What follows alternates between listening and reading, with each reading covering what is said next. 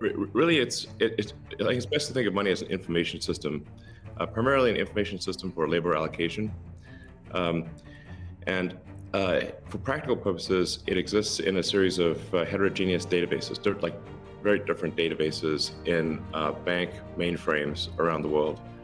It moves quite slowly in reality. It may seem to move fast sometimes, and it does with PayPal, which is real time.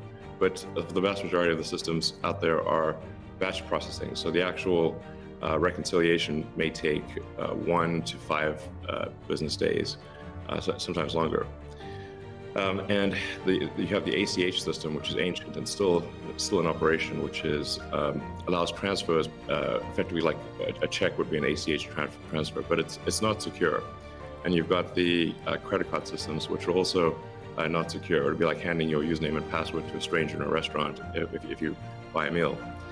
So there's definitely an opportunity for something that is better from an information theory standpoint. So and there you can think of it like data on a network. I think is the way to view it. What has the most throughput? What has the least error? What drops the fewest packets?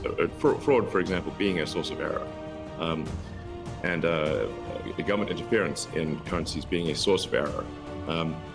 But it's fundamentally an information system. So I think it makes sense to support something that improves the quality of information with which we conduct the economy. And Bitcoin is a candidate for that. It does, I think, some things well, and it's obviously it's evolving, and there are additional things like Lightning being done on top of Bitcoin. But Bitcoin per se is mostly solving for scarcity, or rather solving for essentially having no throat to choke, decentralized. So there's no one who can be coerced in any way to empty their Bitcoin account. Well, I guess they could technically, but on an individual basis, but the system as a whole cannot.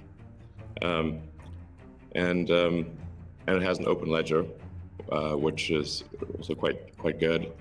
But transaction volume is low.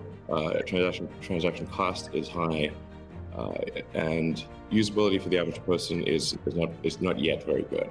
But it has a lot of potential. And I should say that, like, I'm not, and I apologize for taking a long time, but there certainly is a lot to say. In general, I'm a supporter of Bitcoin and the idea of cryptocurrency in general. But as I've said publicly, we need to watch out for crypto taking, especially Bitcoin, using proof of work to maybe use energy that's maybe a bit too much and not necessarily good for the environment. So, but on balance, I support Bitcoin, and I'm not an investor. The only publicly traded stock I own is Tesla, and the only significant thing I own outside of Tesla is my SpaceX stock that could help create both companies. So, but apart from that, I do own Bitcoin, and Tesla owns Bitcoin, SpaceX owns Bitcoin, and I do personally own a bit of Ethereum and Dogecoin, of course.